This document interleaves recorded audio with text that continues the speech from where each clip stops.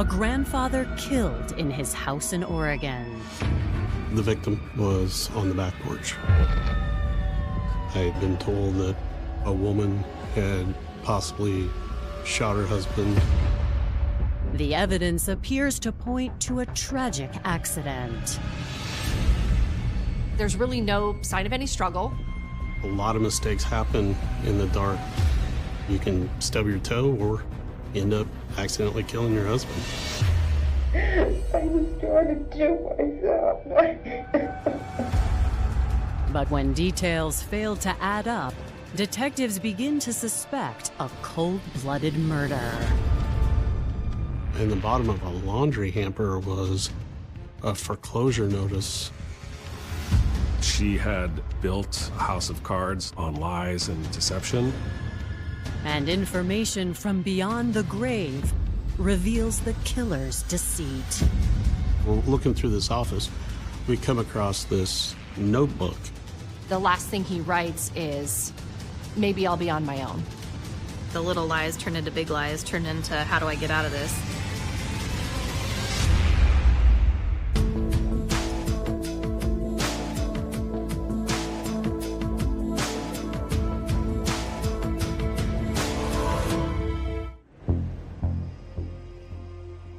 Millersburg, Oregon is a town of about 3,000 people halfway between Portland and Eugene. It's a small city in Lynn County that really doesn't have much crime, much burglary, much theft, hardly any major crime. In the early morning hours of November 16, 2015, this normally quiet community awakens to the sound of sirens as local sheriffs respond to a frantic 911 call. My husband has been shot. He's been shot?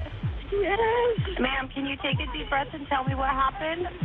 I can't tell you. I don't know. He wasn't supposed to be here. Okay, we're going to get help sent that way, okay? Stay on the line with me. Deputies quickly arrive at the home of Ken and Roberta Samard, a couple in their late 50s and early 60s. When police arrive on the scene, it's still dark outside. It's early morning hours. They encountered Roberta. She was in the house, still on the phone with 911. They brought her out to the front porch. They start talking to Roberta. She seems a little out of it. She is telling them, I did it, I shot my husband. But she had planned to die by suicide. Her husband, he was gonna leave for work and had at some point come back in and interrupted Roberta's plan to take her life. She happened to accidentally shoot him. Roberta is taken into custody and held in the back of their patrol car while detectives arrive on scene.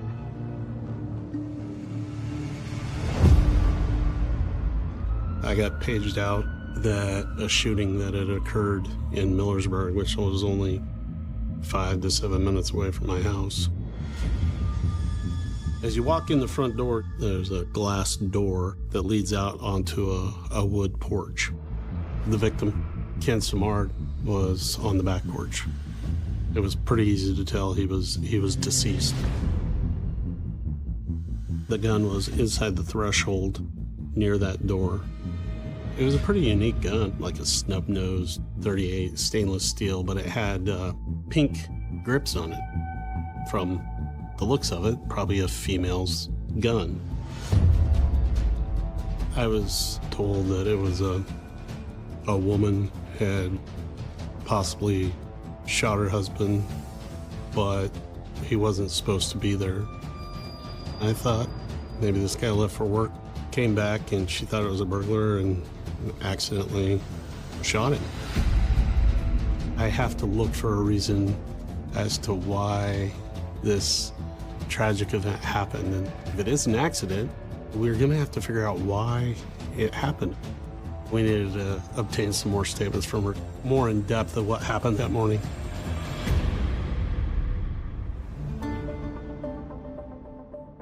Ken Samard was born in Albany, Oregon on January 25, 1958. He was one of 4 siblings raised in a blue-collar family. Ken was a very hard worker. He always had a job. He grew up farming. When he was probably 16, he worked in the fields doing the combining, windrowing, and plowing. He graduated in '76, and he joined the Navy. He married his girlfriend, Vicky, and he was in the Navy for 4 years and was stationed various places. He had a pretty funny, dry sense of humor. His personality was one of, I would say, good character. He really cared about people. Ken was a very kind person. He went out of his way to help anybody. He loved to learn new skills, and just being there for his family and really helping his family, he loved that.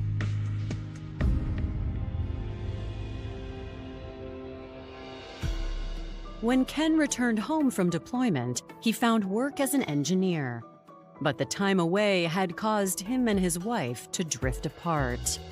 When he came home, the marriage didn't last very long, so they were divorced. And soon after that, he met Cindy. My dad met my mom through my uncle and his girlfriend. I have 2 brothers. Brad is the oldest, I'm the middle child, and Matthew is the youngest. Dad took us camping all the time when we were kids, and we'd go gold panning or go hiking or we'd go fishing or hunting or whatever, and just always kind of had a good time. Unfortunately, his second marriage only lasted a few years longer than his first. My mom and dad, they were divorced when I was around 2. My mom and dad both have really different personalities and wanted different things in life, and they kind of grew apart. Starting over for the second time, Ken was now in his early 30s. He took a job at a paper mill in Millersburg, Oregon, and put his engineering skills to use as a member of the Oregon National Guard. We were in the maintenance section. He was a mechanic, so was I. We became fast friends. We're traveling to wherever, the vehicles are that we're working on. Ken spent the following years focused on his work and his children. Then, in 1996, 38-year-old Ken met the woman who would become his third wife, 43-year-old Roberta Bogart. Roberta was at the mill. She was a secretary there. They went out on some dates, and next thing you know, they were together. She was previously married, and they had 2 boys. They grew up around here. Then they moved to Alaska. We were living with my mom and we were in school, so it was just weekends that we would be with him. I was about 14 when Roberta and my dad started dating. This is my dad. And Roberta. She was nice, she was friendly, she always had a smile on her face, seemed to make my dad happy. Before we knew it, they flew to Las Vegas and got married. Will you have Roberta as your wife, to share your life with her, to speak the truth to her in love, to honor and tenderly care for her? Yes, I will.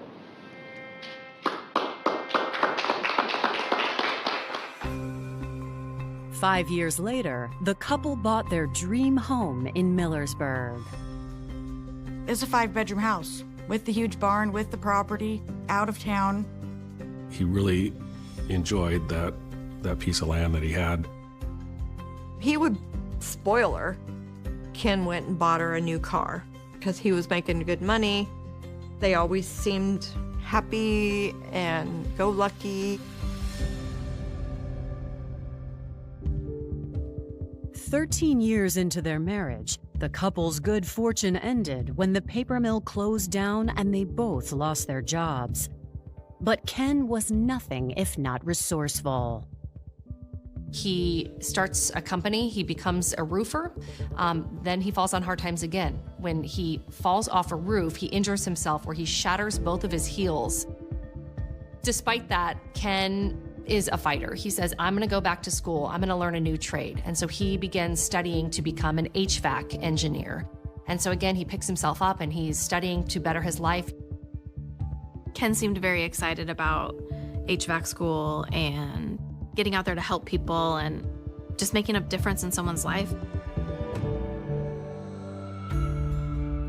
At this point in Ken's life, his adult children, his 3 adult children are grown, they're out of the house, he's a grandfather, he's overcome some hard times, but he's with Roberta, they're living in their dream home that they had purchased, and he's got a new career. Things are looking up for him.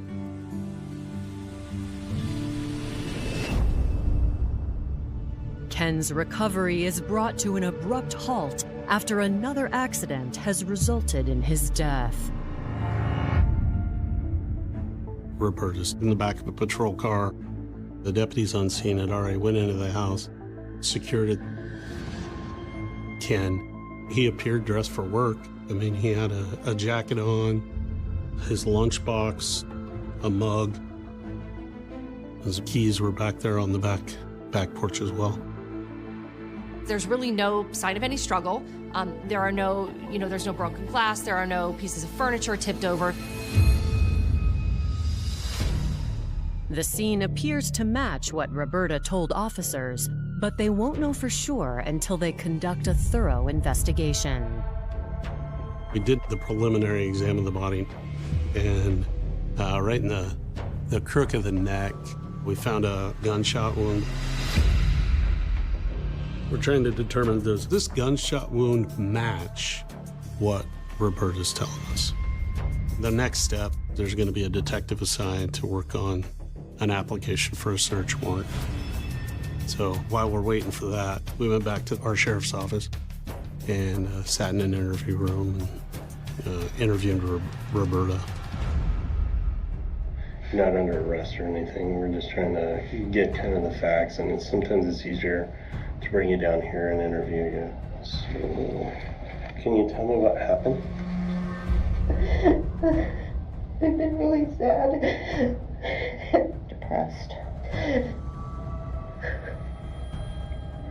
They're gonna take away our house from us, and I just couldn't face it anymore. I just couldn't face all that. You're gonna take the house here? The house is being foreclosed.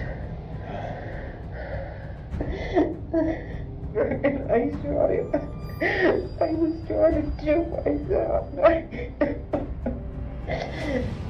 The reality is that financial stress it can be massive. It can be overwhelming for a married couple. So people do make rash, drastic decisions.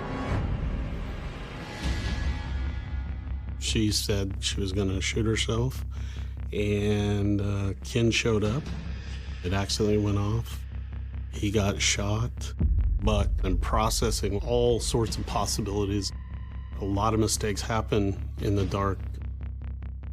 You can stub your toe or end up accidentally killing your husband. So that's what we're looking for now, is that what evidence can we find to support Roberta's statement? Or are we going to find stuff that conflicts with that?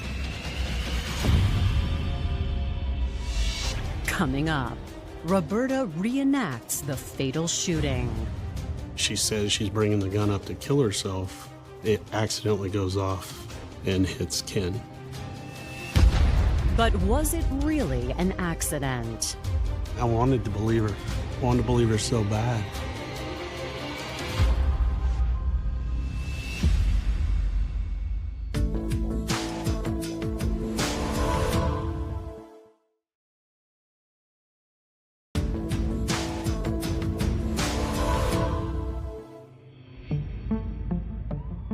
Roberta Samard has just confessed to accidentally killing her 57-year-old husband, Ken, in a botched suicide attempt.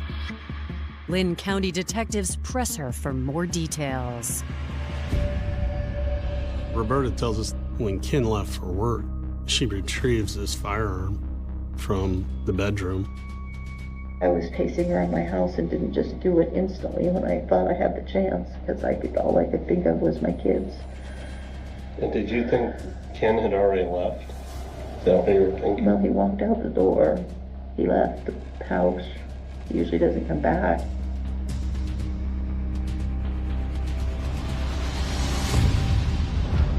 She tells detectives that for some reason he came back in to the house and caught her in that very moment. I guess maybe he must have seen the gun in my hand. He must have, because he said, "What?" And he had this weird look on his face. And I said, "I love you." And then the next thing I knew, it went off.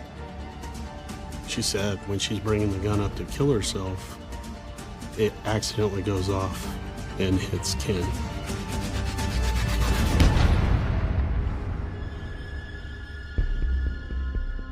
What would be my response if I saw my spouse doing something like that?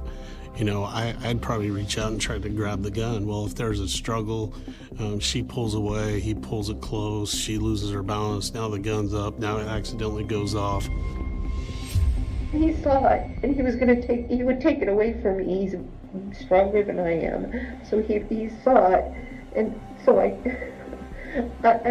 guessing. I don't know what happened. You're thinking, man, this lady just was in a mental health crisis. Now she's just suffered this tragic loss. It's her husband. So yeah, not being able to remember minor details wasn't unusual. Roberta's memory might be hazy, but she's clear about one thing. Roberta maintains, I shot him, but this was not supposed to happen. This was an accident. I loved my husband. We have a lot of these cases where somebody will kill their spouse and then kill themselves. Have you ever thought about that in the past? Ever. How about this woman? Never. I would never think about her again. Never. Never.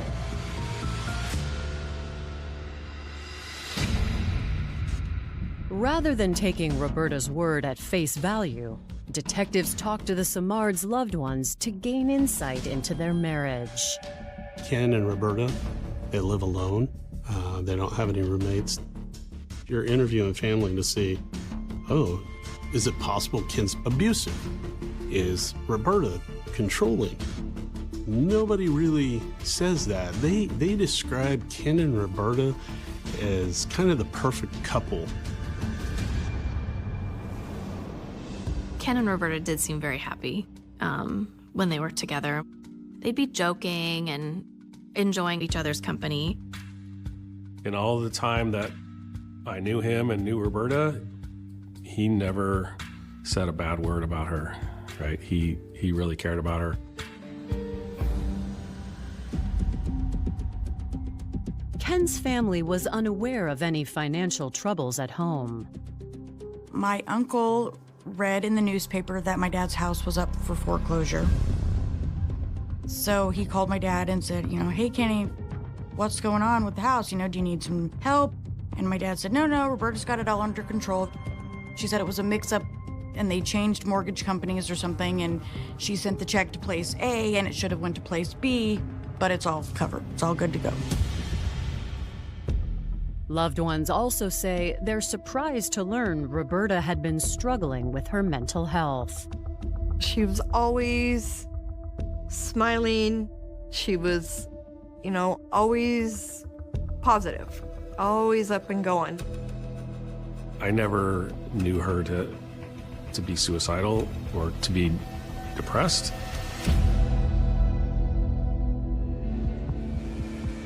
Despite receiving positive impressions from family and friends, the timing of Roberta's attempted suicide and Ken's sudden return doesn't feel quite right. Seems a little unlikely that at that very moment Ken might have walked in right as she planned to shoot herself, but it's not completely out of the realm of possibility. There were a lot of questions asked where she said, I don't know. And we're imagining stuff on just limited information. If we put that with the actual physical actions, we can put it in perspective. To verify Roberta's version of events, detectives offer an unorthodox solution. So here's what we would like to do today, is at some point, but maybe would you be willing to do a reenactment for that? Okay. You have two people, one person's dead, one story. At this point, she either didn't remember or he didn't grab the gun.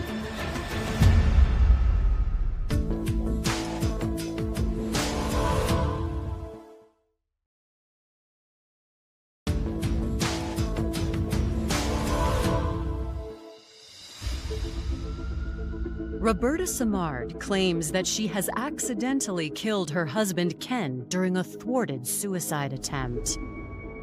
Detectives prepare to return to the scene to allow Roberta to reenact the morning's events.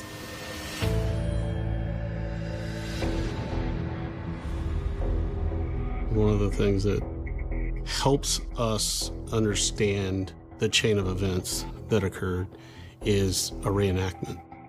So once Ken's body was gone, we proposed that to Roberta to do the reenactment back at the house. She agreed.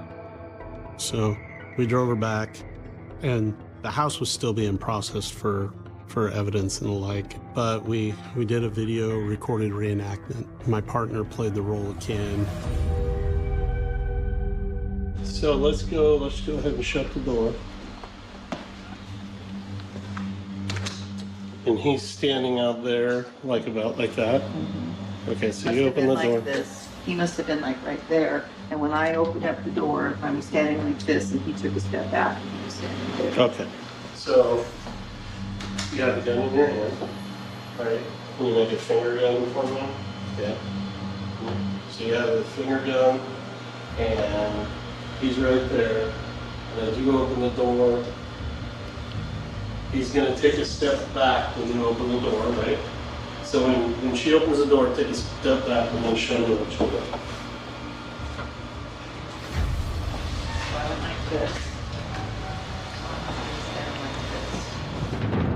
It gave us kind of a perspective of how close they were to each other, which, probably 2 feet apart at most.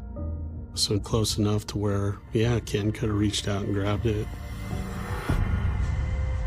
Roberta's reenactment suggests the barrel of the gun was about 18 inches from Ken when it was fired. You think that's when it went off? Had to have. I mean, there's not. I don't think he grabbed me. He had to have. I don't know. The story Roberta's telling detectives makes sense when you look at the trajectory of the bullet. The way it entered through Ken's neck, he's almost a foot taller than her, and so she says the gun went off as I'm bringing it up to my head. That lines up. How she portrayed it, it was possible. I wanted to believe her. I wanted to believe her so bad.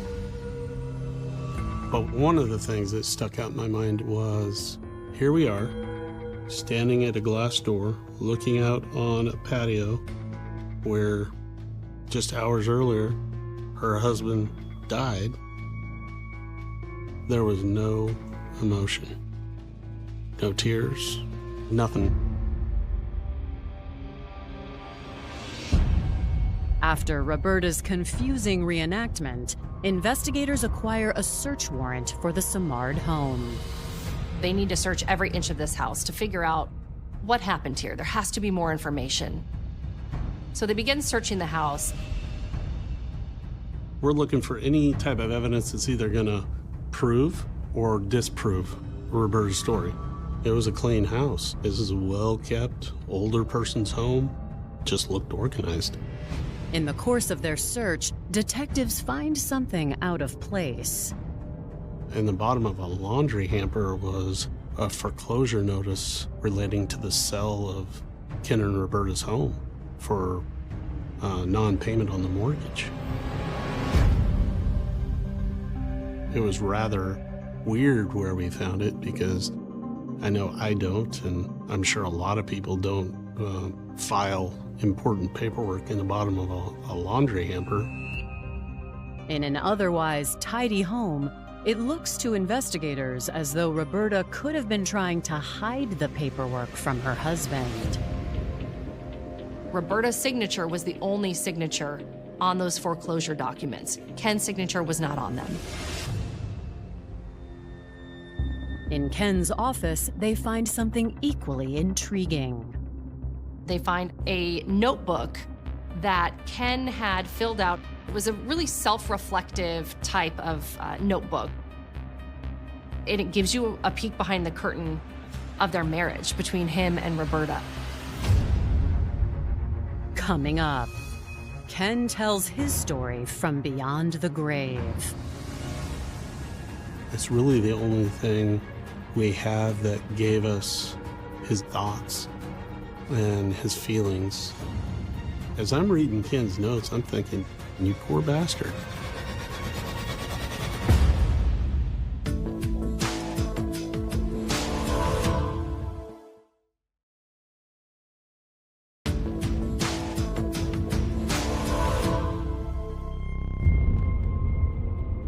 Just hours after the shooting, investigators are conducting a thorough examination of the Samard home. Having just found a foreclosure document revealing the Samards' dire financial situation, another piece of evidence emerges in Ken's office.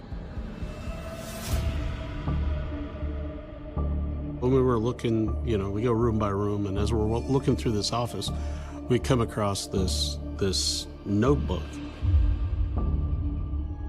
It was found with his homework for the HVAC classes. It seemed like he would just been free writing, to get his emotions out.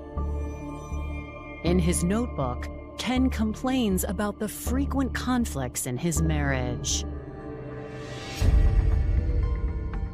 I had some notes in there about Roberta being controlling about money. Him always having to ask permission for money or permission to spend money. In and of themselves, they weren't really anything, but it started to provide an insight into maybe this marriage or the things that Roberta had told us. Maybe the relationship wasn't all peaches and cream. It spells it out pretty clearly that Ken does not have an accounting of where his money's going or their money's going. It does mention that she's allowed to spend money, but when he spends the money, it causes an argument.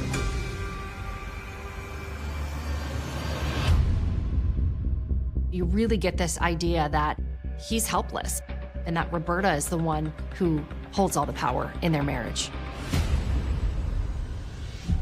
Toward the end of the notebook, Ken even writes about leaving Roberta. The last thing he writes is, maybe I'll be on my own. I think he was just probably about ready to sever that relationship. To investigators, the notebook puts Ken's shooting in a new perspective. It's really the only thing we have that gave us Ken's thoughts and his feelings. So that's the closest we could get to how he was feeling or what his perspective of the relationship was. I never, ever suspected that there was any problem in their marriage or that my dad had ever even had those thoughts. From the outside, looking in, we thought Dad was happy. He was living his life. He was, having fun, doing what he wanted to do. And that wasn't the case. Knowing the house was in foreclosure, detectives dig into where the money was going. Roberta liked having the fancy things and basically being viewed in a certain light.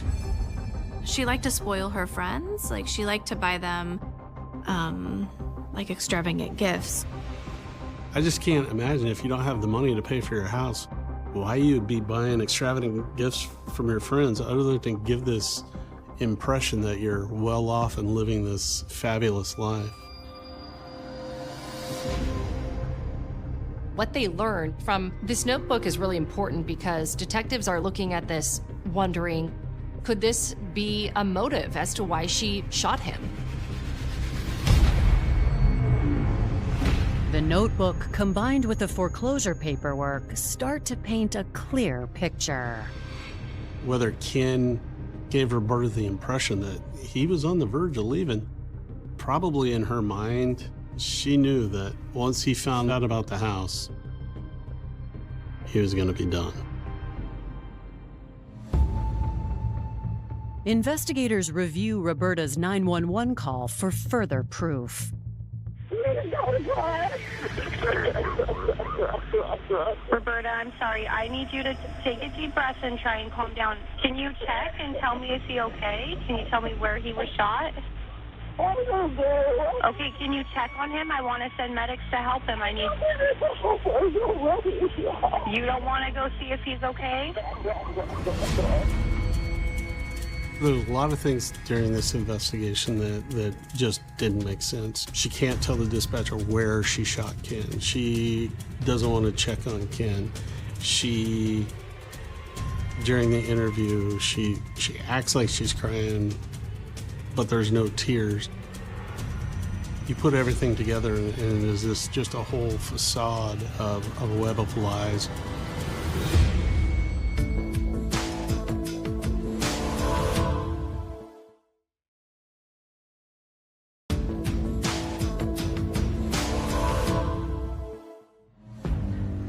After a swift investigation, detectives sit back down with Roberta Samard, just 12 hours after Ken's death.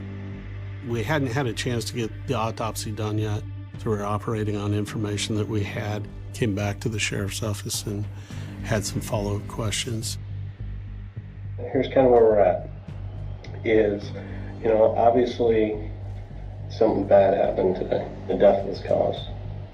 In looking at your story and everything you've told us, it rises to the level of a manslaughter. So you will be arrested today. And I think you probably had that thought in your mind at some point. No, I never dreamed that was going to be what was going to happen. I think Roberta was in disbelief that she was actually getting arrested. In her mind, she thought she was going to be able to just walk out the front doors a free woman. As Roberta spends her first night in jail, local TV picks up the story. And investigators receive a call from a local real estate investor that helps put the pieces together. I was a house flipper, so I flipped homes, bought them at foreclosure auctions. And then I was watching the 11 o'clock news and was totally shocked. My mind is like, oh my gosh, that's my house. The next morning I called the sheriff's office, basically like, hey, I own the house now. Do you need to talk to me? We learned Roberta had worked with the new owner to stay in the house for a few more weeks, which that time came and went. So she got another extension. We're surmising that Ken never had an idea. The fact that the house was sold from under Ken's feet further cements detectives' suspicions. They asked if I had spoken with the husband. Nope, never seen him, never spoke with him, only dealt with Roberta. And, in my conversations with her, she's like, oh, I handle the finances. I just don't want to upset my husband. Rather not evict her, so give her an extra week or so. And then next thing I know, the night before, we were supposed to get possession of the property, and her mugshot came across the screen. I was so shocked, she was just like a little older lady. She looked harmless. Brian's statement appears to confirm Ken didn't know he lost his dream home.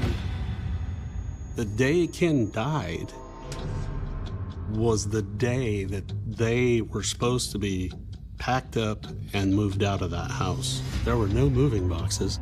If I lost my house and I had to be out that day, and my house wasn't packed yet, I probably wouldn't be going to work. I'd probably be packing.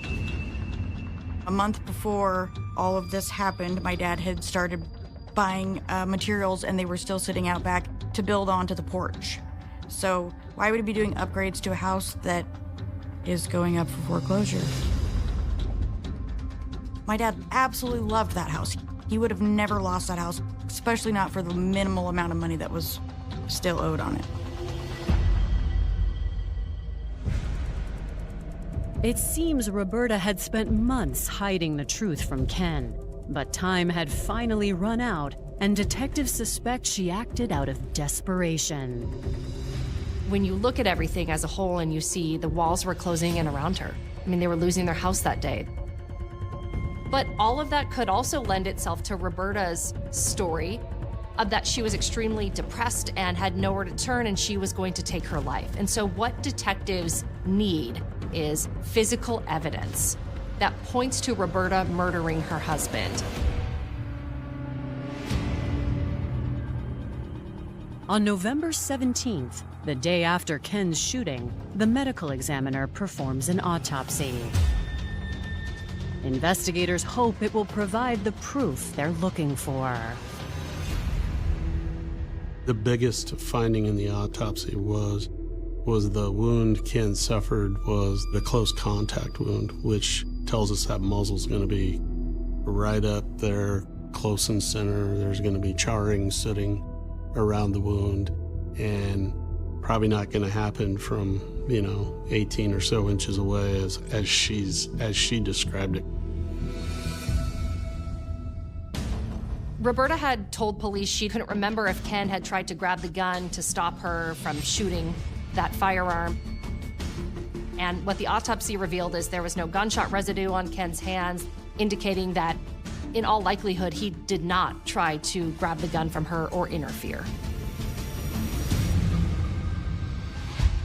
The evidence suggests her arm was outreached and she pulled that trigger intentionally to kill Ken Samard. The autopsy blows this case open. We sent the firearm to the Oregon State Police. We wanted to know what the trigger pull on that firearm was, because if it's one of those triggers that you barely touch it and it goes off, it gives credence to Roberta's story. In this case, it was a pretty hard trigger pull. I had interviewed some people that had taken her to the firing range, and she had struggled shooting a gun. She had to squeeze that trigger pretty tight for it to go off, which tells them, you did this on purpose. This was intentional.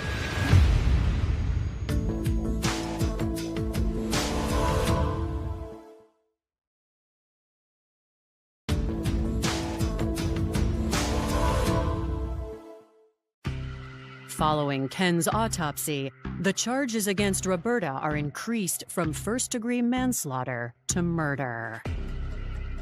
The trial was set for April 6, 2017 in the Lynn County Courthouse here in Albany.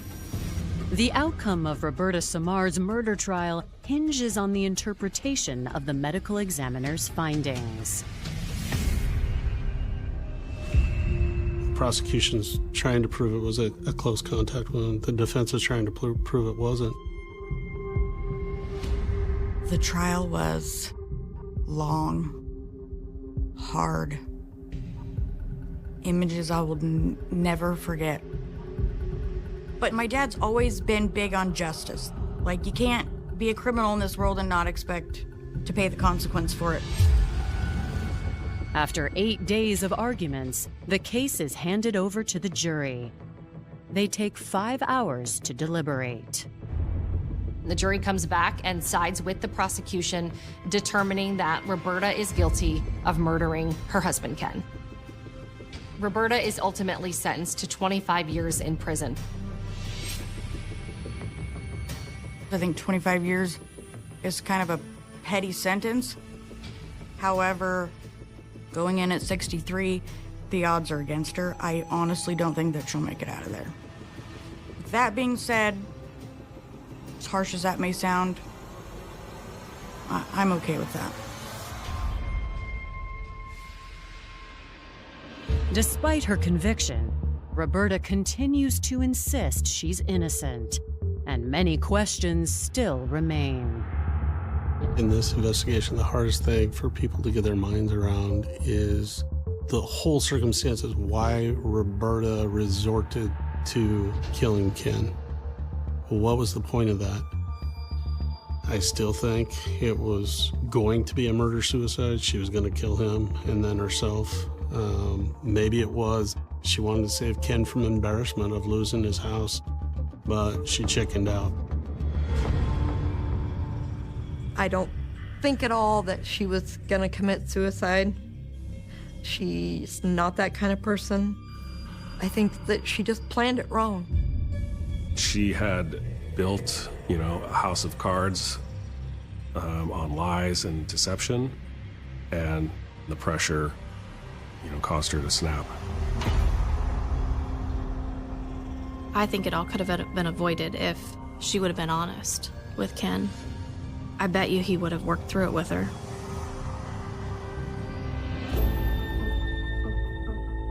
When I think about her and how he died and what she did, I'm still very much so angry with her and don't ever want to see her face, really.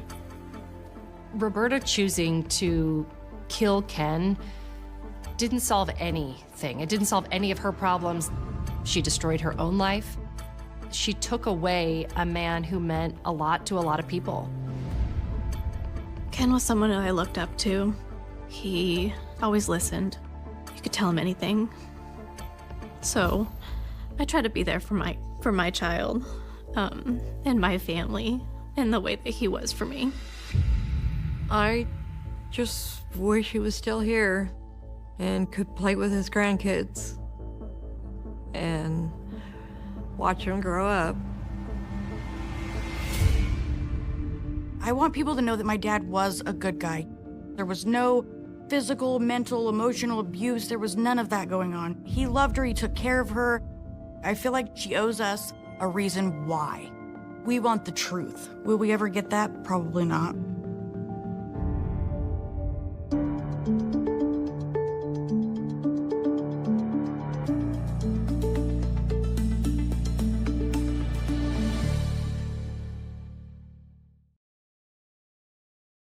The Architects of Deception, a novelization of shadow lives and stolen identities.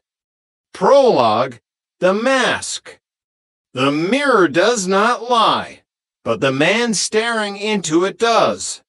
In the soft glow of a California morning, 1979, the man who called himself Dr. Gerald Barnes adjusted his stethoscope. It was a prop, though a functional one. To the world, it was a symbol of healing, of authority, of a life dedicated to the preservation of pulse and breath. To Gerald Barnbaum, it was the final piece of a costume he had been perfecting since he left Chicago in a cloud of disgrace. He liked the weight of the lab coat. It had a specific stiffness, a clinical white that suggested purity. He practiced his doctor's smile in the glass worm, reassuring, just the right amount of paternal concern. He wasn't just a pharmacist with a revoked license anymore.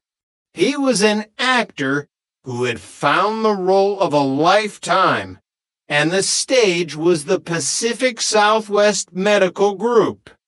400 miles away, the real Dr. Gerald Barnes was waking up in Stockton, unaware that his name, his hard-earned credentials, and his very soul had been harvested by a ghost. Chapter 1, The Assistant's Shadow. Rick D'Alessandro liked his boss. That was the problem. In the busy hallways of the Orange County Clinic, Dr. Barnes was a breath of fresh air. He was a likable little guy, as Rick would often describe him, quick with a joke, easy to talk to, and possessed of a charismatic energy that made patients feel better before he even examined them. "Morning," Rick, Barnes said, breezing past the reception desk with a stack of charts. "Beautiful day to save some lives, isn't it?" Rick smiled, checking the clipboard. "We've got a full house, Doc, 25 scheduled, and the walk-ins are already lining up." "The more the merrier," Barnes replied, his eyes twinkling behind scholarly spectacles. Rick watched him go, a small frown creeping onto his face. There was something about the way Barnes handled the more complex cases, a certain hesitation, a reliance on routine prescriptions. But in a high-volume clinic, efficiency was king. Barnes was efficient. He was the director. He was the man with the answers. Or so everyone thought.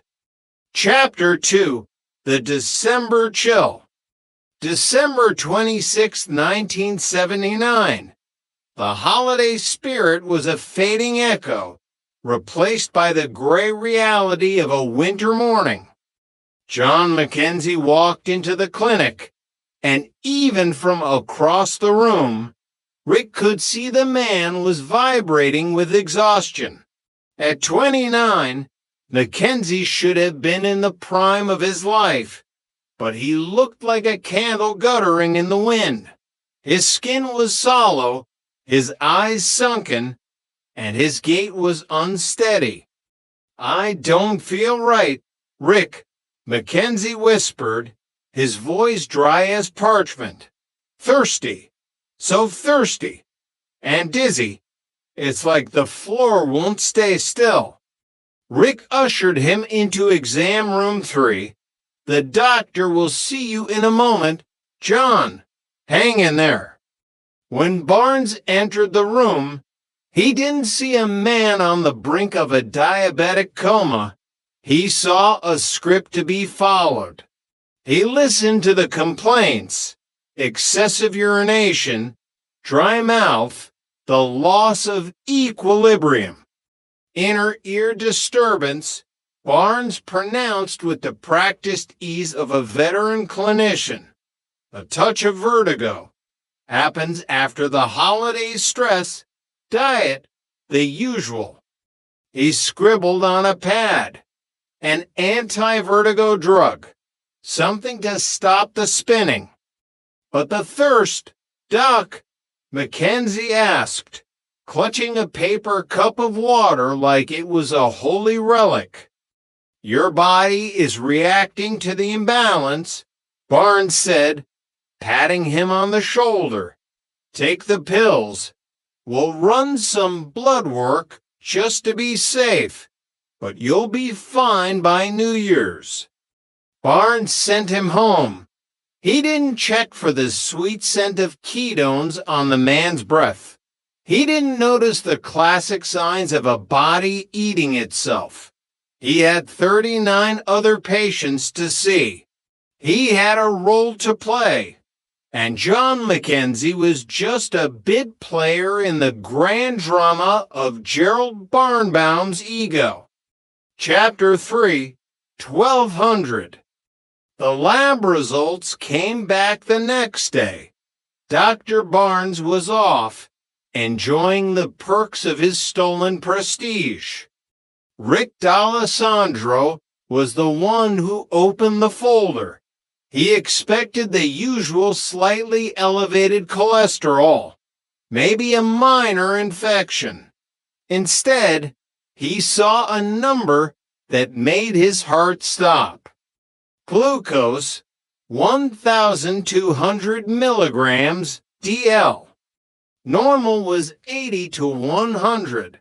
1,200 was a death sentence. It was a level so high the blood was practically syrup. "Oh, God," Rick whispered. He didn't wait for a supervisor. He didn't wait for Barnes. He grabbed the phone and dialed Mackenzie's number. Ring, ring, ring. No answer. He called the emergency contact Tan ex-wife. She hadn't seen him. He called the other numbers on the chart. Silence. A cold dread settled in Rick's stomach. He looked at the chart again. Barnes had prescribed an anti-vertigo medication. He had sent a man an active, acute diabetic crisis home with a pill for dizziness. I need the police, Rick told the dispatcher, his voice trembling. Garden Grove PD. We have a patient. I think he's in danger. Chapter 4. The Kitchen Floor. The officers broke the door in. The apartment was quiet, the air heavy with the stillness of a life interrupted. They found John Mackenzie in the kitchen. He was lying on the floor, his body cold, his eyes staring at a ceiling he couldn't see. In his hand, clutched tightly like a failed talisman, was the prescription Dr. Barnes had given him. The anti-vertigo drug. The 29-year-old had collapsed into a coma and died alone, his body starving for insulin while he followed the expert advice of a man who didn't know the difference between a balance disorder and a metabolic catastrophe. When Rick heard the news, the grief was quickly overtaken by a burning, incandescent rage. A doctor might make a mistake, but this felt like a void where knowledge should have been. Rick sat in the quiet of the empty clinic that evening. He looked at the framed diploma on Barnes's wall. He looked at the medical board registration. Something felt hollow. Something felt wrong. He picked up the phone and called the medical board in Sacramento. I need to verify the identity of a Dr. Gerald Barnes, Rick said. Could you fax over his identification photo and file? The fax machine hummed to life. The paper slid out, inch by agonizing inch. Rick watched as the image formed. The man in the photo was older, different features, a different bone structure. The address listed was in Stockton, 400 miles away. Rick looked at the photo, then at the empty chair in the director's office. You're not him, Rick whispered to the shadows. Who the hell are you? Chapter 5. The Pharmacist of Chicago. The investigation into the man who would be king of the clinic revealed a history built on layers of deception. Before he was Dr. Barnes, he was Gerald Barnbaum. In Chicago, he had been a pharmacist, a man who understood the chemistry of medicine but lacked the ethics of it. He had been caught in a Medicaid scam, a greedy little grift that cost him his license.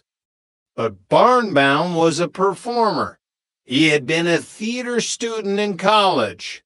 He knew how to project a character. If he couldn't be a pharmacist, he would be something better, something more powerful. He had called the medical board, posing as the real Dr. Barnes. He told them he had lost his duplicate license and was opening a clinic in Los Angeles. They, trusting the name and the professional tone, mailed him the credentials without a second thought. It was that easy. A phone call, a lie. and a white coat. On August 8, 1980, the curtain finally fell. The police arrived not to discuss a patient, but to escort the leading man to a cell. The charge, practicing medicine without a license, and, more importantly, manslaughter. But as Gerald Barnbaum sat in the back of the cruiser, he wasn't crying. He was already thinking about his next role. Chapter 6, the second act. Prison was supposed to be the end of the story. For the family of John Mackenzie, 3 years felt like a slap in the face. For the real Dr. Barnes, the damage to his name was a wound that wouldn't heal. But Gerald Barnbaum was a man of habit. 18 months later, he was out on good behavior. He walked out of the prison gates, looked at the California sun, and realized he didn't know how to be anyone else. He didn't go back to Chicago. He didn't find a trade. He went to a different city, found a different clinic, and put on a different white coat. He became Dr. Gerald Barnes again. He even got married. Lisa Roberts thought she had found the perfect husband. He was a doctor, a provider, a romantic who showered her with flowers and took her to concerts. He earned a 6-figure salary. He was the medical director of a Los Angeles facility. "I'm so proud of you, Gerald," she would say as she kissed him goodbye in the morning. "It's all for you, darling," he would reply. He lived this life for years. He saw patients. He ordered tests. He performed physicals for FBI agents. He was so good at the role that even the government's premier law enforcement agency didn't check the credentials of the man sticking a tongue depressor into their throats. Until a Christmas party in 1996. Rick D'Alessandro was there. He had moved on with his life, but he never forgot the face of the man who killed John Mackenzie. He was standing near the punch bowl when he saw a familiar, likable little guy wearing a name tag. "Hi, I'm Dr. Barnes." The world stopped. Rick felt the blood rush to his ears. It had been 16 years, but the mask was identical. "Hi, Rick," the man said, his voice as smooth as silk. "How are you doing?" Rick stared at him, his fists clenching. "Well, Gerald, I'm not doing too well, because you're doing the same thing you did back in the 70s. The doctor didn't flinch. He gave a small, sad smile. "Well, you know, Rick, this is all just a big mistake." He walked away, disappeared into the crowd, and then disappeared from the city. But the FBI was now on the trail. Chapter 7, The Highway Ghost. While Barnbaum was a predator of the clinic, a different kind of architect was emerging in the heart of the Midwest. David Brankel didn't wear a white coat. He wore expensive suits. He drove a black BMW. He was a businessman, a developer, a man with a vision. In Bloomington, Indiana, Brankel was the man to know. He rented an office from Phil and Bonnie Sperry, claiming to run an architectural and construction firm called ACR. Architecture, construction. And what's there for, David? Phil Sperry asked one afternoon over coffee. Brankle smiled, a smooth, practiced expression that reached his eyes but didn't warm them. Results, Phil, always results. But the R stood for robbery. Brankle was a man of dualities.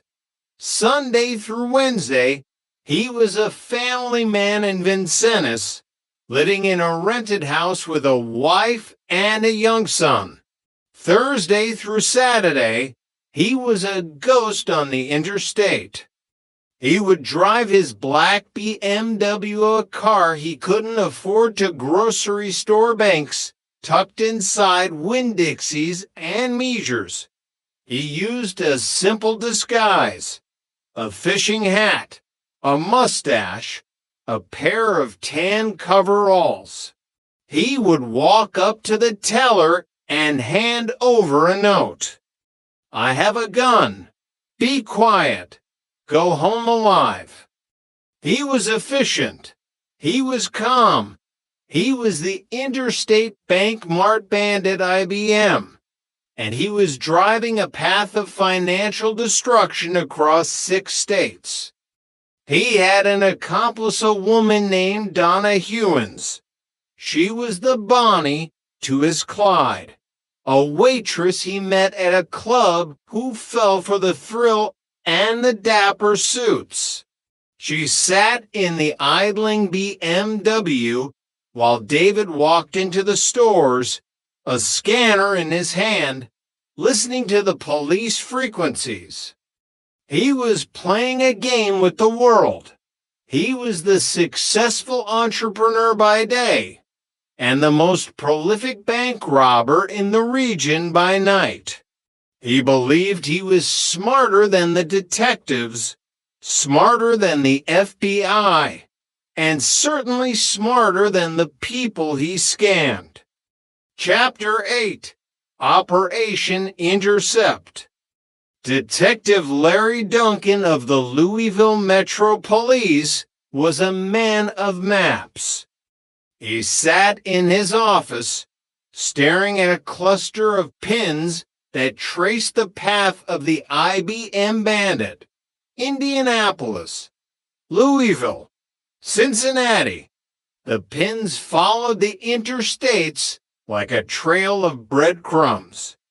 He's using the highways as his veins, Duncan muttered to his colleagues, Joe Schley and Agent Freihofer.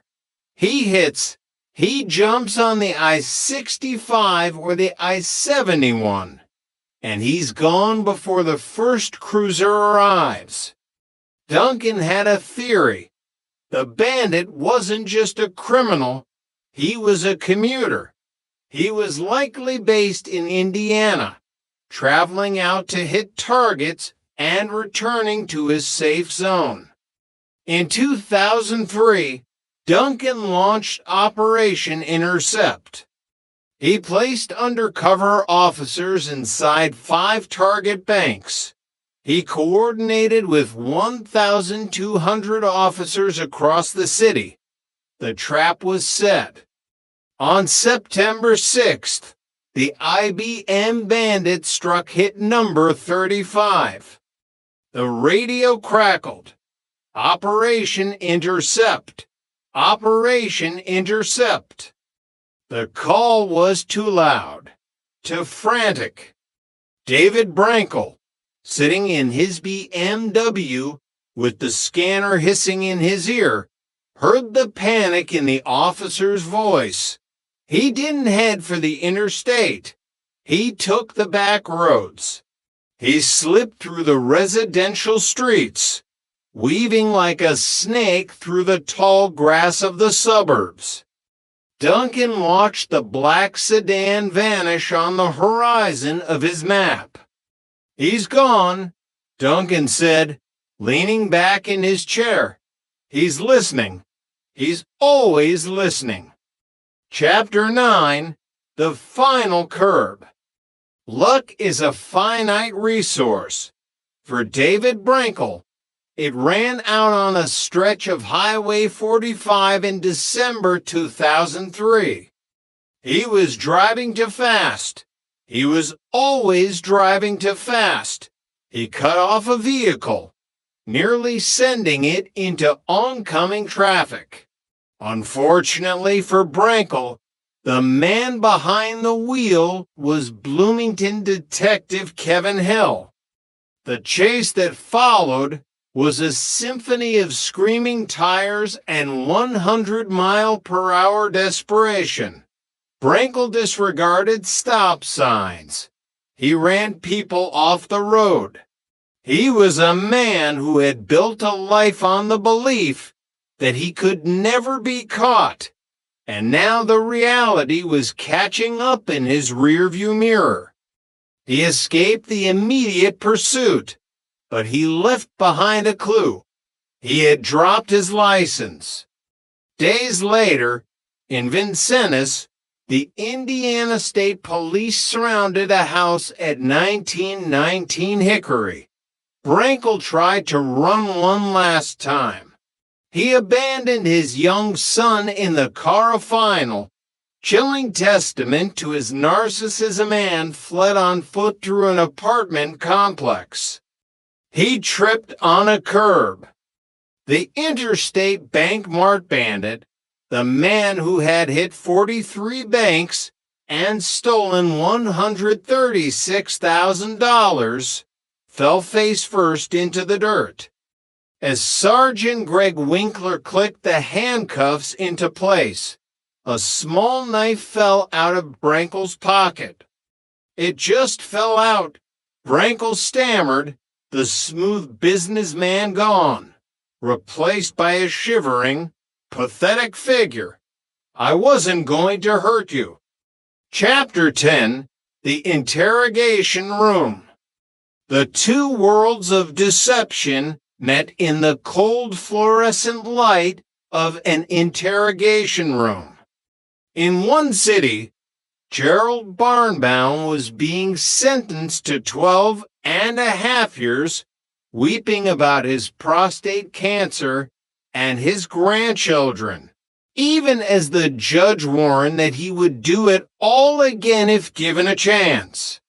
In Vincennes, David Brankel sat across from Larry Duncan. "I'm the guy you're looking for," Brankel said, leaning forward as if he were about to offer a business deal. "I'm the IBM bandit. Call Louisville. Call Cincinnati. They'll want to talk to me." For 6 hours, Brankel talked. He told them about the first robbery. He told them about Donna. He told them about his mother, who told him he couldn't even mow the lawn right. He was a man who wanted to be the most successful bank robber of all time because he couldn't be anything else. He showed no remorse for the people he had cheated, the Sperrys, the Logans. He claimed he did legitimate work for them. He was a sociopath who had absolute no conscience. Chapter 11, The FBI's Doctor. Marie Konjovsky, an FBI agent, stared at the file on her desk in disbelief. The irony was a bitter pill to swallow. The Bureau had a contract with a clinic in Los Angeles to perform employment physicals. For years, the man sitting in that office, the one who had checked the heartbeats and reflexes of over 100 FBI agents, was a man the government had already put behind bars. Gerald Barnbaum hadn't just fooled a clinic, he had fooled the premier investigative agency in the world.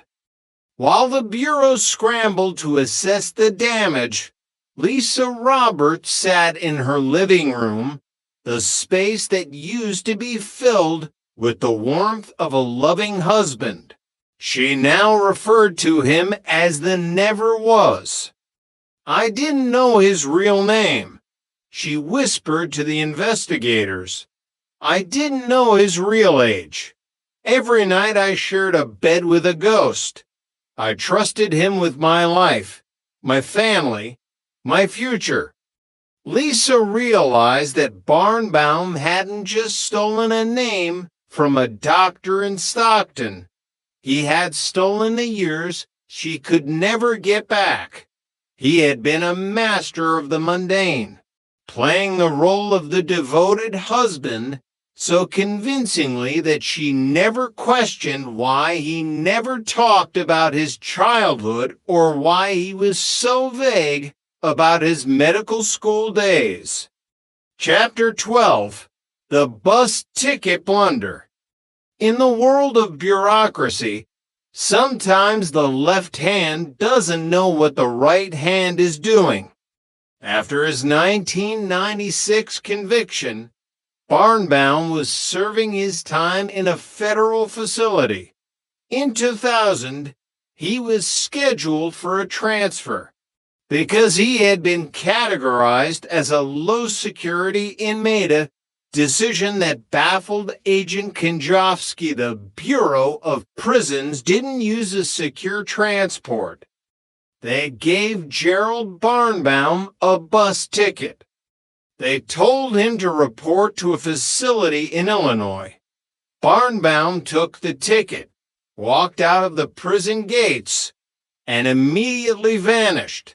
He didn't go to Illinois. He went back to the only life he knew how to live. A month later, U.S. Marshal Joseph Exner walked into a North Hollywood clinic. He had a hunch. He didn't look for a man in a jumpsuit. He looked for a man in a lab coat. Gerald Barnbaum. Exner called out. A man stepped out of an exam room. He was wearing a crisp white coat, a stethoscope draped around his neck.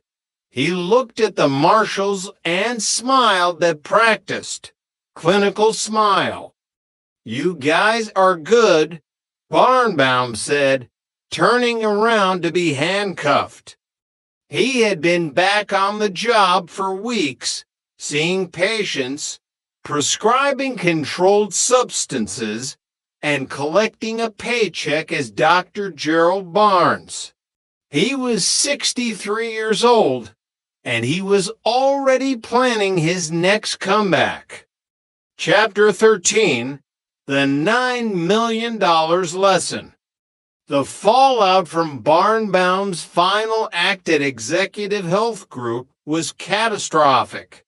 Carl Jansen, an executive at Atlantic Richfield, had been one of Dr. Barnes's patients. He had undergone a full physical, including a prostate exam, performed by a man with no medical training. I saw him on the evening news the next day. Jansen recalled, the disgust still evident in his voice. Handcuffs. The evening news. I had trusted this man with my health, my privacy. Jansen wasn't alone. Nearly 500 former patients joined a civil lawsuit.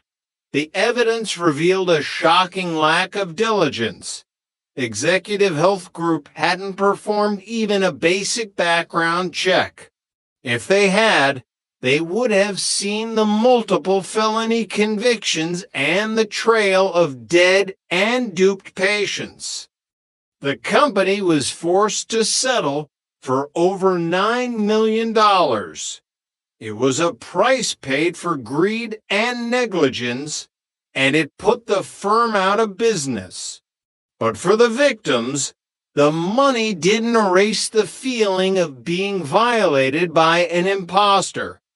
Chapter 14. The Pet Store Dream. While Barnbaum was a ghost in the clinic, David Brinkle was a predator in the pet store. In Vincennes, Alan and Becky Logan were the embodiment of the American dream. They ran Logan's Wet Pets and more, a beloved local institution. They wanted to expand to build a family entertainment complex called Logan's Great Escape. When they met David Brankel, they thought their prayers had been answered. He looked like a gift from God, Becky remembered. He had the suits, the Vanguard Capital marketing materials, the timetables. He looked legit. Brankel charged them a $3,500 retainer and $500 a month. But his most chilling tactic involved his young son, Michael. On the first of every month, Brankel would walk into the pet store holding Michael's hand. He would have the boy hand the bill to Alan Logan. It was a prop, just like barn-bound stethoscope. The presence of the child created an atmosphere of trust, a sense that Brankel was a family man just like them. It's sad, Alan said years later, he used that boy to rob us. He had no conscience. Brankel was living a triple life, the devoted father in Vincennes, the entrepreneur in Bloomington, and the serial bank robber on the interstate. He was a sociopath who viewed people as meal tickets, and he didn't care who he stepped on to fund his dapper lifestyle. Chapter 15, The Last Act. In 2004, the curtain finally closed, at least for a while. David Brankel received 21 years in federal prison for 43 counts of bank robbery. Donna Hewins, the waitress who became his getaway driver, received house arrest and probation. Brankel owed $175,000 in restitution, but for the Logans and the Sperrys, not a dime would ever return. Brankel maintained to the end that his work for them was legitimate. In Minnesota, at Vasica Federal Prison, Gerald Barnbaum, now in his 70s, sat in his cell. His projected release was 2018. Investigators who had tracked him for decades were not under any illusions. His age won't make a difference, one detective noted. He's a very dangerous human being. When he walks through those doors, he will be a physician again. He doesn't know how to be anyone else. The architects of deception had been dismantled, but their legacy remained in the lives they shattered and the trust they broke. They were men who proved that in a world of credentials and suits, a mask can be more powerful than the truth. As long as there is greed, and as long as there is a desire to believe in the perfect professional, there will be men like Barnbaum and Brankel, waiting in the shadows, ready to put on the coat and start the show all over again. Chapter 16, The Stockton Surgeon. While Barnbaum was busy playing doctor in Southern California, the real Dr. Gerald Barnes was living a quiet, respected life in Stockton. He was an orthopedic surgeon with 37 years of dedicated service. He was a man who believed in the sanctity of the medical profession, a man whose name was synonymous with trust. The first blow came through a radio broadcast. His wife was driving to a nearby town when the news report broke. Dr. Gerald Barnes arrested and found guilty of manslaughter. Gerald, you wouldn't believe what I just heard, she had told him, her voice trembling. At first, the real Dr. Barnes was in a state of clinical shock.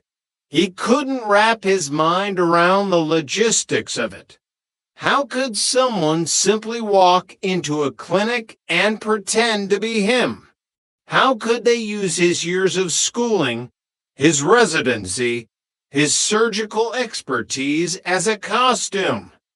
The shock soon curdled into a cold, hard anger. As he delved into the wreckage, he realized the imposter hadn't just stolen his name, he had turned it into a weapon. It almost gets to the point where you become calloused, the real Dr. Barnes admitted, because it happened so often. It wasn't just the medical fraud. It was the identity theft opening accounts, buying cars in my name, forcing me to change my driver's license over and over again. For 2 decades, the real Dr. Barnes was shadowed by a ghost. Every time he thought the problem was resolved, every time Barnbaum was put behind bars, the nightmare would resurface. He was a man caught in a Kafkaesque loop, fighting to prove that he was the good guy, while the bad guy wore his face and his credentials. In 1996, he traveled to the federal court to look his imposter in the eye. He saw a man crying about his own health, a man who had shown no such empathy for the patients he had misdiagnosed or the lives he had ended.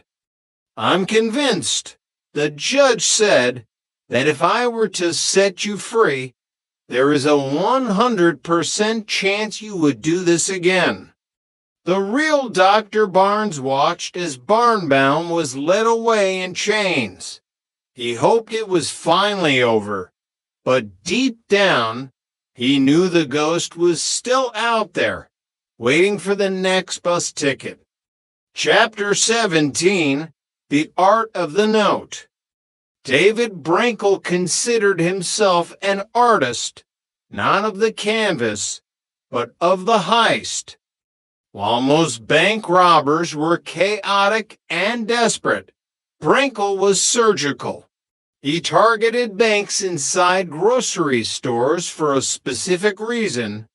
They were located near major interstates, providing a quick exit, and the security was often less intense than at a standalone branch. His demand notes were his masterpieces. They were clean, concise, and printed on plain paper to avoid leaving fingerprints. This is a hold-up. I have a gun. Be calm. Both drawers. Be quiet. Go home alive. Detective Larry Duncan of Louisville studied these notes with the intensity of a linguist.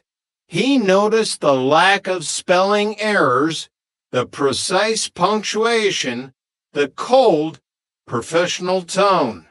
This wasn't the work of a drug-addicted amateur. This was a man who planned his crimes with the same attention to detail he supposedly gave his architectural projects. Brankel's method was simple. Hit a city, move to the next, and always stay near the interstate. He followed a pattern that Duncan eventually decoded by staring at maps and interstates. He's doing exactly what I'm doing, Duncan realized. He's sitting in front of a computer, looking for banks near highways. He's choosing his next target while I'm trying to predict it. It was a chess game played at 70 miles per hour. Brankel was always one move ahead, listening to the police frequencies on his scanner, adjusting his route based on the frantic calls of the dispatchers. He was a man who thrived on the high rate of speed. both in his BMW and in his life. But in the end, it was a simple traffic violation, a moment of reckless driving on Highway 45 that brought the masterpiece to an abrupt and unglamorous end. The artist was caught because he forgot that even a ghost has to follow the rules of the road. Chapter 18, The Never Was and the Always Will Be. For Lisa Roberts, the fallout wasn't just about the fraud, it was about the intimacy. She had shared a life with a man for over a year. She had made plans for children, for a private practice, for a future that was built on a foundation of lies. She looked at the photos of their wedding and saw a stranger in a doctor's suit. Who had I let share my life and my bed and my family? She asked. Who had I trusted? The man she knew as Dr. Gerald Barnes was a romantic. He brought flowers. He was a turn the girl right off her feet kind of man. He was everything she had ever wanted. But the reality was Gerald Barnbaum, a 62-year-old con man with a history of Medicaid fraud and manslaughter. He was a man who used her as a prop in his own domestic drama, a man who needed a doctor's wife to complete the image he wanted to project to the world. She realized that the likable little guy was a shell. There was no soul inside the lab coat, only a desperate need to be seen as someone important. He didn't just hurt patients. He hollowed out the people closest to him. Money, she said, follow the money. It was always about the money for the never was, and for the companies that hired him. She became a vocal advocate for better background checks in healthcare, driven by the knowledge that her husband had treated over 100 FBI agents without anyone noticing he was a fraud. She wanted to ensure that no other woman and no other patient would ever be fooled by a ghost in a white coat. Chapter 19, The Echo of John Mackenzie. The most tragic legacy of Gerald Barnbaum wasn't the stolen money or the corporate bankruptcies. It was a 4-year-old girl named Jill. In 1979, John Mackenzie was just 29 years old. He was a man with a lot of life ahead of him, a man who loved his daughter and worked hard to provide for her. He walked into a clinic with a treatable condition and walked out with a death sentence signed by an imposter. He was a nice young man, his family recalled. He and Jill had that taken away. Everything they could have been together was stolen. Jill grew up without a father because a man named Gerald Barnbaum wanted to play a role. She lived with the knowledge that his death was senseless, a result of a system that allowed a fraud to rise to the level of medical director without a single verification of his credentials. For Rick D'Alessandro, the image of John Mackenzie on that kitchen floor was the fuel that kept him fighting. He was the one who blew the whistle in 1979, and he was the one who blew it again in 1996. He felt a personal responsibility to ensure that the ghost was finally laid to rest. I wanted him off the street, Rick said, because this guy hurts people.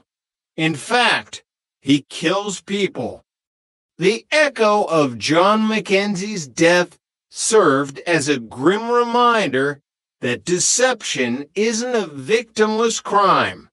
It has a pulse, and in the case of Barnbaum, it has a body count. Chapter 20, Final Reflections. The architects of deception were ultimately brought down by their own hubris. Barnbaum believed he could never be caught, even after being convicted multiple times. Brankel believed he was the most successful bank robber of all time, even as he abandoned his son in a car to flee the police. They were sociopaths who viewed the world as a stage and other people as scenery. They had absolutely no conscience, as the investigators noted. They were driven by a toxic mix of greed, narcissism, and a desperate need to be someone they weren't. As of 2018, Gerald Barnbaum was 84 years old.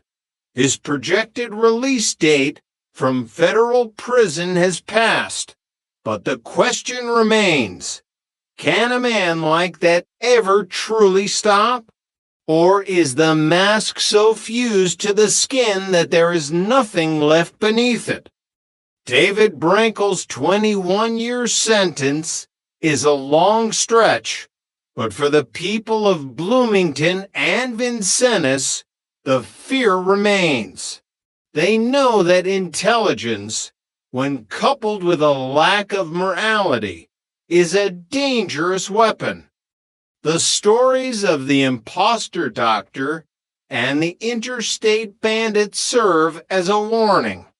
We live in a world that prioritizes the likable and the successful. We trust the suits and the white coats because we want to believe that the people in them are as professional as they appear. But behind the mirror, sometimes there is only a ghost, and the ghost is always looking for a new role to play. The end. Red Bones. Book 1 of the Shetland Mysteries. Part 2. Chapter 13. The Trap.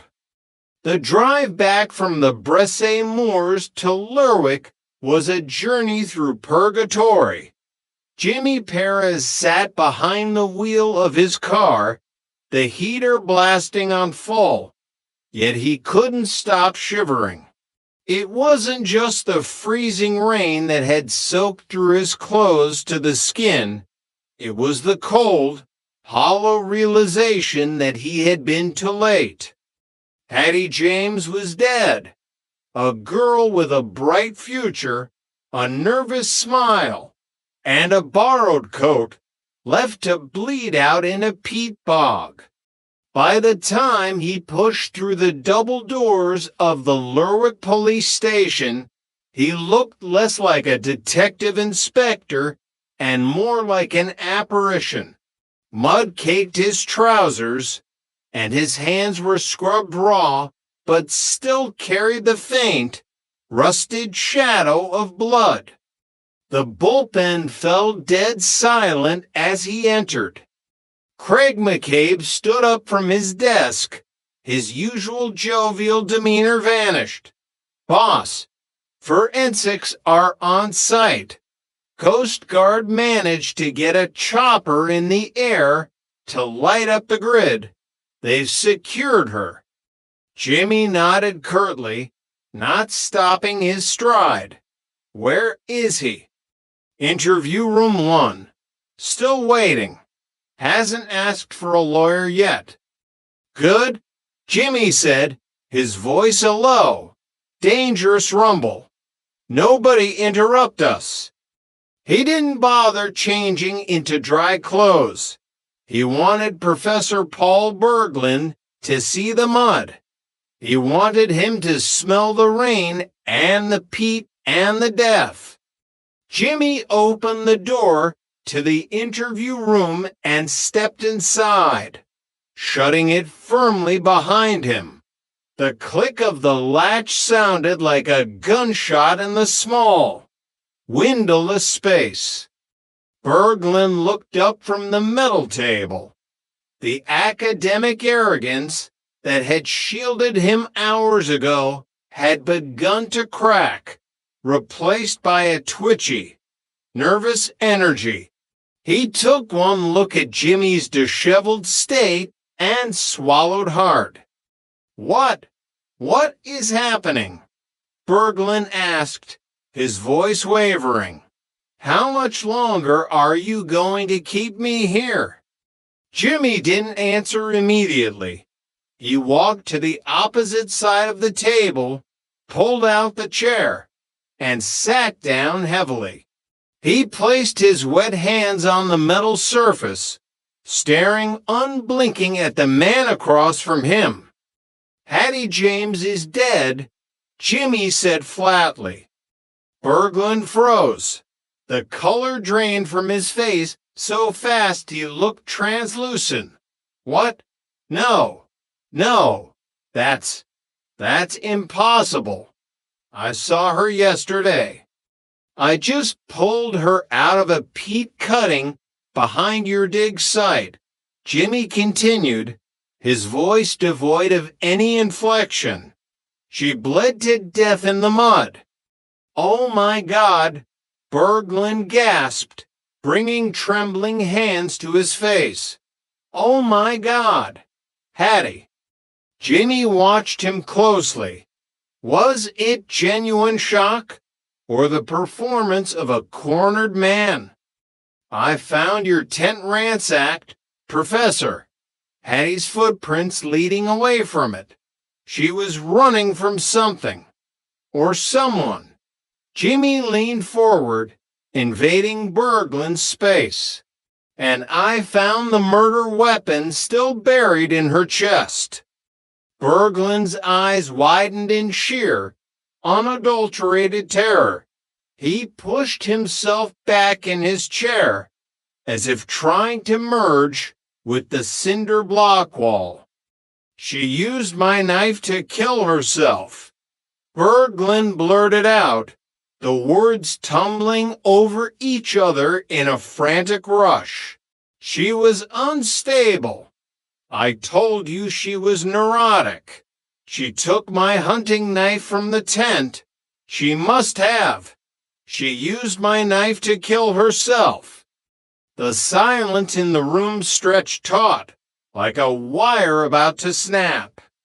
Jimmy leaned back slowly, his dark eyes boring into Berglund. I didn't say she killed herself, Professor, Jimmy said softly. The trap had been sprung, and I never said it was your knife. Berglund realized his mistake instantly. His mouth opened, but no sound came out. He looked like a fish suffocating on the deck of a trawler. How did you know she was stabbed? Paul. Jimmy pressed. The formal professor discarded. How did you know your knife was the weapon? Berglund stammered, sweat beading on his forehead. You said murder weapon buried in her chest. I assumed a knife. But you specifically said your knife. A hunting knife. Jimmy reached into his damp jacket and pulled out a digital recorder. He hit play. Jimmy Perez. Hi, it's Hattie James. I need to speak to you. I found something. Not in the trench. In the professor's tent. Oh God, he's coming back. Jimmy stopped the recording. She found something in your tent. Something you didn't want her to see. Something worth killing over. I didn't kill her. Berglund screamed, slamming his fists on the table. I swear to God, I didn't. Yes, it was my knife. I noticed it was missing when I packed my bags this morning. I panicked. I knew how it would look, but I didn't touch her. What did she find in your tent? Jimmy demanded, his voice rising to meet Berglund's volume. Berglund deflated, his head dropping onto his chest. He looked utterly broken. Documents, he whispered. What documents? Old ones. From the war. Berglund refused to look up. It's the list of the Norwegian